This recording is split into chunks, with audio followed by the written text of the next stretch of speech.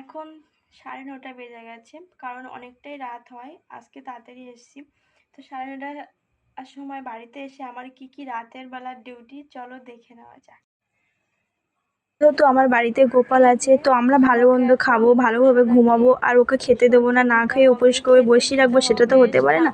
ওকে আগে আমি স্নান করে এসে খাওয়াই, তারপরে সজ্জা দেই। তো এখন পুজো দেওয়া হয়ে গেছে।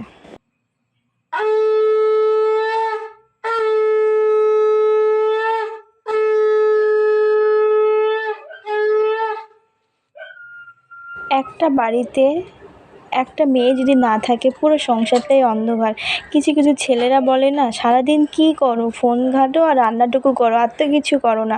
তাদেরকে বলছি যে সংসারে অনেক কাজ থাকে, রান্না বান্না অনেক কিছু থাকে, সংসারে ঘর ঝাঁটানো মোছা অনেক কিছু থাকে, অনেক কাজ থাকে। একটা দিন সংসার সামলাও, তাহলে বুঝতে পারবে।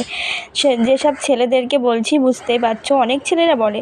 কিন্তু দেখো, আমার বাড়িতে যেহেতু কেউ নেই, এইসব ডিউটিগুলো মা করে রাতেরবেলা, আমাকে এখন করতে হচ্ছে। সব দায়িত্ব এখন আমার ঘাড়ে চেপে গেছে, পুরো সংসারটা আমাকে চালাতে হচ্ছে বিয়ের পরে, এতদিন পর। তো মা যেহেতু নেই, এসে আমি স্নান করে পুজো দিয়ে দিলাম। পুজো দিয়ে তারপরে 10টা বাজে কিন্তু কাটাকুটি করে রান্না বসাতে আসলাম। ওখানে দেখো আবার চিংড়ি মাছের কুচো চিংড়ির বড়া খাবে, সেটা আবার বানিয়ে নিলাম। বানিয়ে নেওয়ার পরে তারপরে দেখো আলু কেটে আর ভোলা মাছ দেখালাম।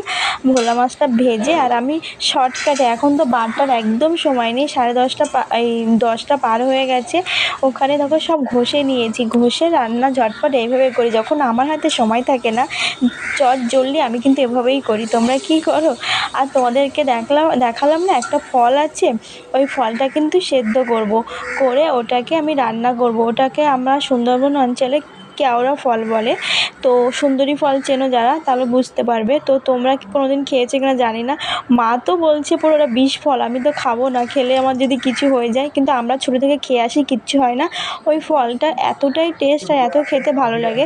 তো তোমাদের সঙ্গে কথা বলতে বলতে দেখো সিরিয়াল দেখছি। ওই সিরিয়ালটা তোমরা কে কে দেখো অবশ্যই বলবে। সিরিয়াল দেখতে দেখতে রান্না করছি, রান্না করা হয়ে গেছে আমার। আর বাসন আছে, বাসনগুলো মেজে আমি রান্না করব। ওখানে চাটনি করেছি আর বড়া করেছি। আমার বর ঘুমিয়ে পড়েছে। তোমাদের ভালো লাগলো।